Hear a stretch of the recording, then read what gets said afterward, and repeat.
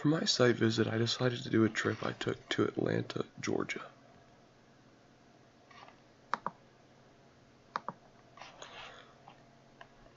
So the purpose of this site visit was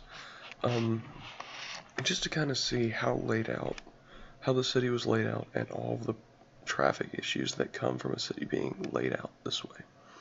So, as you can see, this semester I got the opportunity to go to Atlanta, Georgia.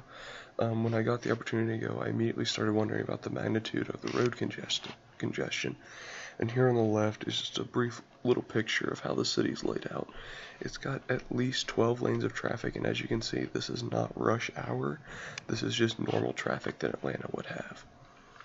So I was really excited to see the city's traffic issues firsthand, but I was not excited to drive in it and when I got there, I was stuck in traffic for 2 hours, and that was not during rush hour. I also wanted to witness firsthand the problems with the United States transportation system, because I am from a small town just outside of Boone, and I wanted to see how a big city handles transportation systems. So the problems I noticed when I was there: I noticed a lot of dangerous conditions on the road.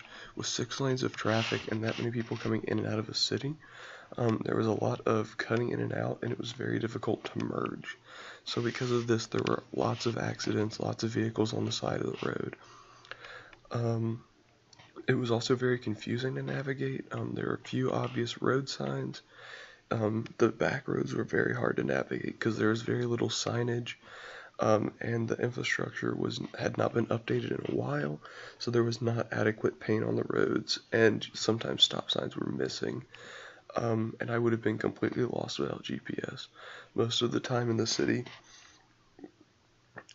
resulted in me asking my passenger where we were going, how we were getting there, and trying to find the best way to get in and out of parts of the city. I also noticed a severe lack of parking when I was there. Even with 12-story parking garages, they were packed completely full outside of public places, and in just a small block there were often multiples of these 12-story parking garages that were full to the brim. It was even difficult to get into one. They were also extremely expensive. I think they were $40 a day. Which is a lot to pay for parking after you've already paid for the gas to get there.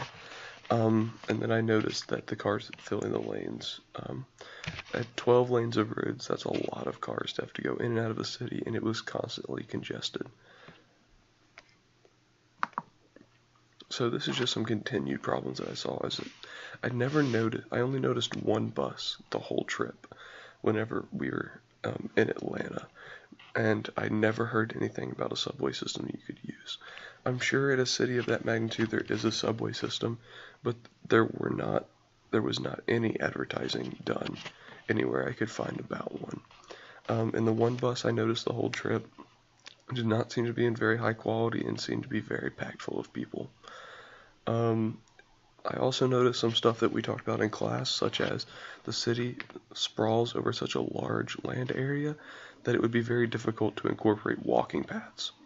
All major buildings were miles apart, and it would be very hard to incorporate a system other than cars in this city. Even buses would have to go at least an hour out of the city center to get some of the main commuter populations. And going off of that is the commuter population never stops. The road is constantly full of cars, like I mentioned in the last slide. So concepts that I learned was the United States has a lot of revamping to do if they are to get away from car culture. Cities like Atlanta would have to be completely remodeled and kind of pushed together so that other transportation options could be used other than the electric car, or something that resembles a car, or without a severe overhaul of the subway system. Parking decks that take up a lot of potential city space. Just 3 in the area I parked were mostly full, and the cars have resulted in a large amount of taxpayer money going towards roads. Sustainable transportation ideas need to be, and I also decided that sustainable transportation ideals need to be widely taught to try to decrease future problems like this happening in the future.